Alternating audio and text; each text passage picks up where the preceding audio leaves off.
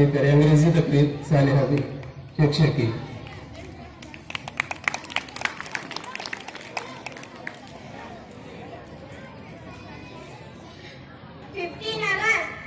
Honorable President, all my coming guests, respected teacher, and my dear friends, Assalamu alaikum. Today we have celebrated the 15 August. It is the 72 Independence Day.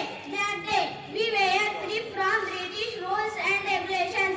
But nowadays we feel lots of problems like illiteracy, hungriness, and other bad situations. So I pray to God gives us hidayat for bless for us and live good life and help each other.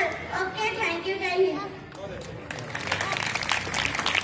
तो friends, अगर आपको हमारी ये video पसंद आए तो उसे like, subscribe and share जरूर करें और पास में लगे बेल आइकन पर क्लिक करें हमारा लेटेस्ट वीडियो सबसे पहले देखने के लिए।